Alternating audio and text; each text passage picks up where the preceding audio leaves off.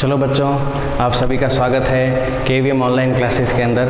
तो आज हम बात करेंगे चैप्टर नंबर 1 क्लास 9th के, जिसका नाम है मैटर इन आवर सराउंडिंग्स। इस चैप्टर में पढ़ेंगे मैटर क्या है, मैटर के टाइप्स क्या क्या है, अलग अलग बेसिस पे उसके बारे में हम इस चैप्टर के अंदर पढ़ेंगे, जो भी हमारे आसपास सराउंडिंग में जो भी मैटर पाए जाते हैं। तो शुरुआत करते हैं इसकी डेफिनेशन से। तो व्हाट इज़ मैटर? मैटर के बारे में बात करते हैं तो हम कह सकते हैं कि matter is anything which occupy space. मतलब हमारे आसपास में कोई भी चीज़ हो, जैसे कि मैं हूँ, ये वाइट बोर्ड है, आप हो, जहाँ पर आप चेयर पे बैठे हो या पलंग पे बैठे हो, तो वो कोई ना कोई क्या कर रहा है, इस एटमॉस्फेयर में अपनी स्पेस घेर रहा है और उसका कुछ ना कुछ मास या द्रव्यमान जरूर है। तो वो सब चीज़ क्या कहलाएगी? मैटर। यहाँ तक कि आप, यहाँ के कपड़े, आपका स्कूल बैग, आपका टिफ़िन बॉक्स, वाटर बोतल, ये सब आपके क्या है बच्चों?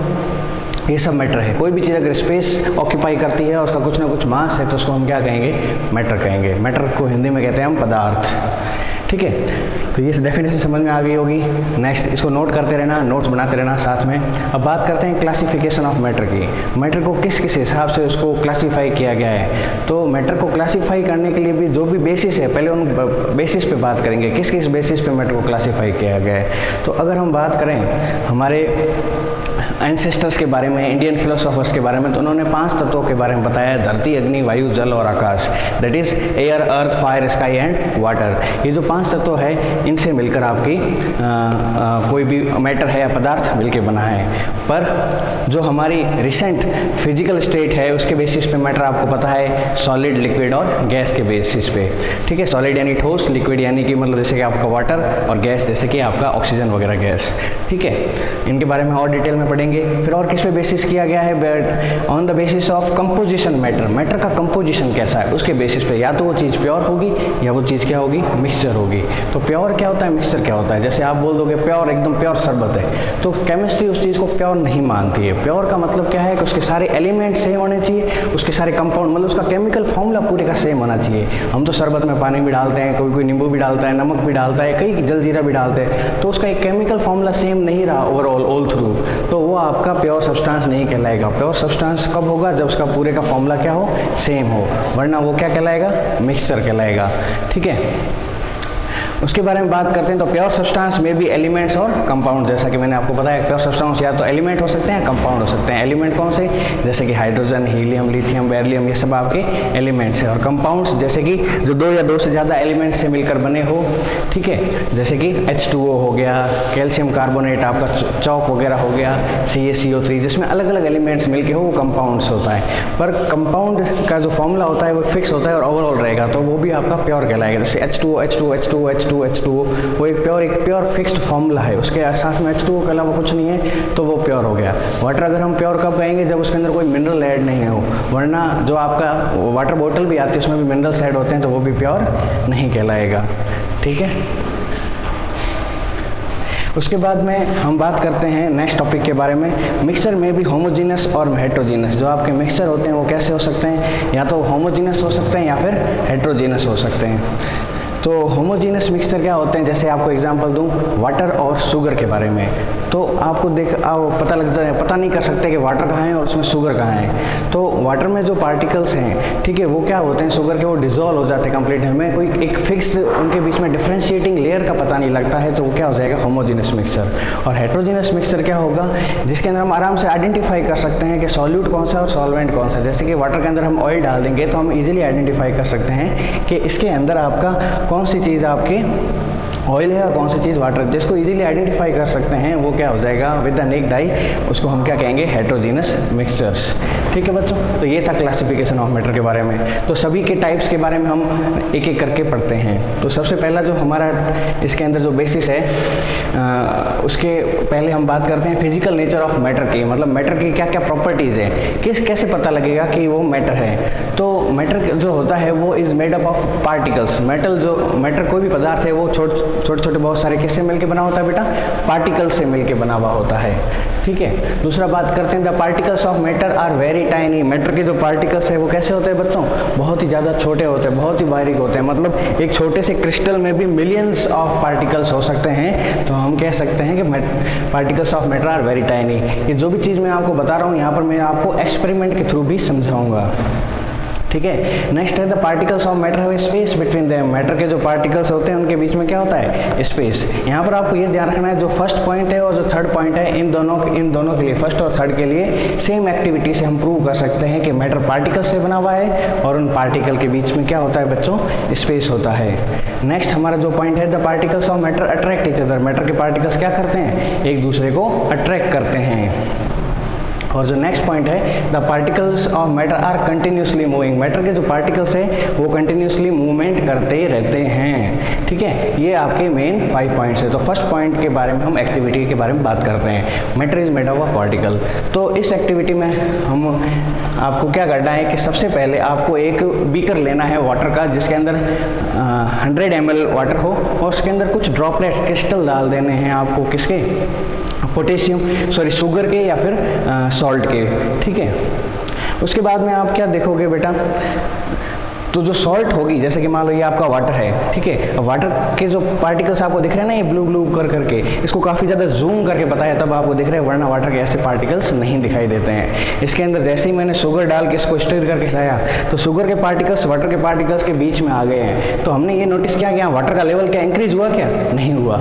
ठीक है, और ये उनका लेवल इंक्रीज नहीं हुआ, वो वहीं पर है, उसका कोई लेवल इंक्रीज नहीं हुआ, मतलब पार्टिकल्स जो शुगर के थे वो वाटर के पार्टिकल्स के अंदर इंटरमिक्सड हो गए। तो इससे ये चीज़ भी प्रूव होती है कि मैटर पार्टिकल्स से बने हुए हैं और शुगर इनके बीच में डिसॉल्व हो गई, मतलब ये कह सकते हैं कि मैटर के पार्टिकल्स के बीच में स्पेस भी होता है।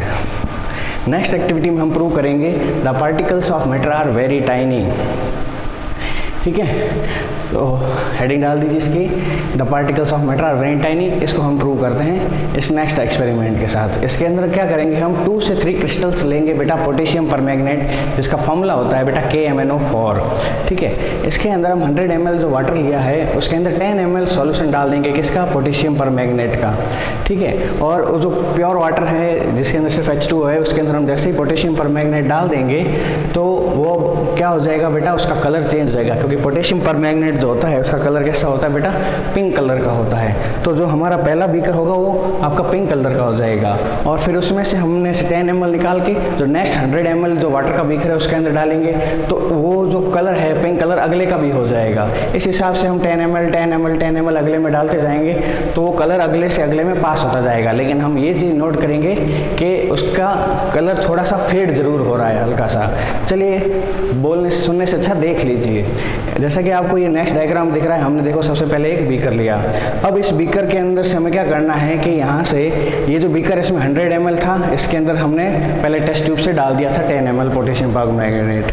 अब इसमें से हम 10 ml वापस बाहर निकालेंगे। ठीक है, और उसको हम नेक्स्ट बीकर जो कि अभी सिर्फ प्योर आपके जिसमें क्या है वाटर है, उसके अंदर जैसे ही डाल देंगे, ठीक है, तो उसका भी क्या हो जाएगा बच्चों, कलर लाइट हो जाएगा। पहले डार्क था, अब हल्का सा कैसा हो गया बेटा, लाइट कलर हो गया है। मतलब इसके अंदर से जो कुछ पार्टिकल्स है वो इसमें भी आ गए, मतलब इतने सारे पार्टिकल्स है कि अभी भी इसका कलर कैसा कर रहे हैं बेटा, सिर्फ 10 ml जो चीज़ है वो 100 ml का पूरा कलर चेंज कर रही है, हालांकि हल्का सा लाइट है। चलो, हम एक्टिविटी को 5-6 बार रिपीट करते हैं। इसमें 100 ml से वापस हमने टेस्ट ट्यूब में 10 ml लिया, ठीक है, और इस 10 ml को नेक्स्ट टेस्ट ट्यूब के अंदर डाला।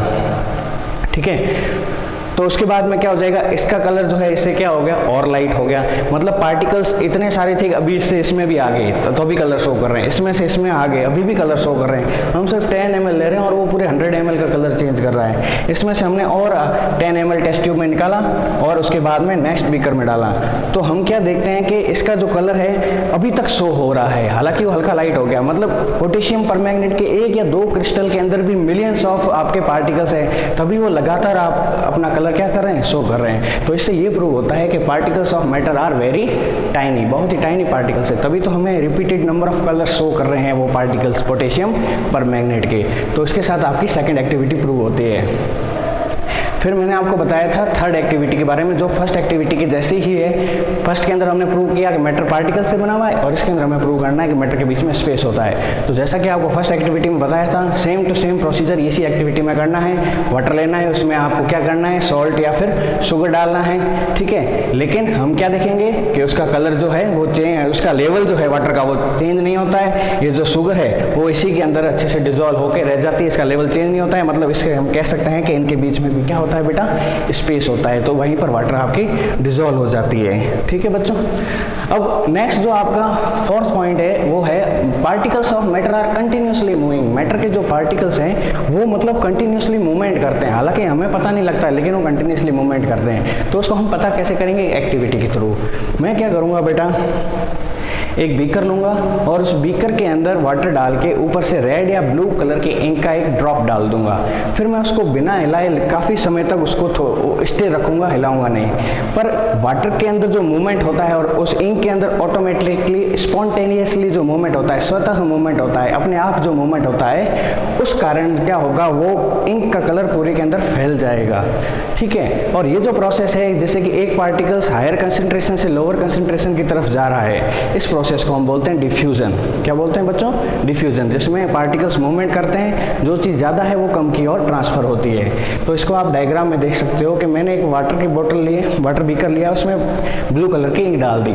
अब धीरे धीरे क्या होगा, इनके जो वाटर के जो पार्टिकल्स है, इसको अगर मैं जूम करके दिखाऊं तो देखो बेटा कैसे ही मतलब ये पार्टिकल्स है, ये रैंडम मूवमेंट करके पूरे के अंदर फैल जाते हैं और जो वाटर के ड्रॉपलेट्स हैं, जो इंक ड्रॉपलेट्स है, वो पूरे के अंदर फैल जाएंगे और इस पूरे का कलर कैसा हो गया बच्चों? ब्लू कलर का हो जाएगा। ठीक है। तो इससे हम ये कह सकते हैं कि हमने बिल्कुल इसको हिलाया भी नहीं, लेकिन फिर भी इनके अंदर जो मूवमेंट होता है, उस मूवमेंट के कारण इसका पूरा कलर ब्लू हो गया। तो इस एक्टिविटी से हम ये कह सकते हैं the particles of matter are continuously moving. जो last but not the least आपका है particles of matter attract each other. Matter के जो पार्टिकल्स होते हैं एक दूसरे को क्या करते हैं बेटा? अट्रैक्ट करते हैं। उनके बीच में इंटरमॉलिक्यूलर फोर्स होता है, जिससे कि वो बिखरते नहीं हैं। जैसे कि ये बोर्ड का ये जो मेटल है, ठीक है, ये अपने आप क्यों नहीं फैल जा रहा है? क्यों? क्योंकि इनके बीच में इंटरमॉलिक्यूलर फोर्स, एक दूसरे को जो मॉलिक्यूल्स है उनके बीच में इंटर में जो फोर्स है वो एक दूसरे को अट्रैक्ट करके रखता है। अब ये अलग अलग सब्सटेंस में अलग अलग होता है। ठीक है। जैसे कि हम देखें, एक मैंने आयरन नेल ले ली, एक मैंने रबर बैंड ले लिया और एक मैंने ले ली चौक। ठीक है। अब चौक के अंदर जो पार्टिकल्स होते हैं वो थोड़ा दूर दूर होता है। ठीक है। उसके बाद में रबर बैंड में थोड़ा सा उनके अंदर गैप होता है और आयरन नेल में बिल्कुल भी उसके अंदर गैप नहीं होता है। तो हम देखेंगे चाहे हम उस चौक को हैमरिंग करें, चाहे स्ट्रेचिंग करें, चाहे उसको किस हिसाब से कटिंग करके उसको अगर हम तोड़ने की कोशिश करें, सबसे ईजिली कौन ब्रेक डाउन होगा? चौक। उसके बाद में कौन ईजिली ब्रेक डाउन होगा? Rubber band. और सबसे मुश्किल से कौन टूटेगा, ब्रेक डाउन होगा? आयरन। तो मतलब हम कह सकते हैं कि ये पार्टिकल्स ऑफ मैटर अट्रैक्ट करते हैं एक दूसरे को और इस एक्टिविटी के थ्रू हम ये बता सकते हैं। तो ये हमारे थी 5 एक्टिविटीज़। नेक्स्ट वीडियो में हम बात करेंगे अलग अलग स्टेट्स ऑफ मैटर की, सॉलिड, लिक्विड और गैस की, और उसके अंदर हम देखेंगे कि कैसे सॉलिड की क्या प्रॉपर्टी है, लिक्विड की क्या प्रॉपर्टी है और गैस की क्या प्रॉपर्टी है।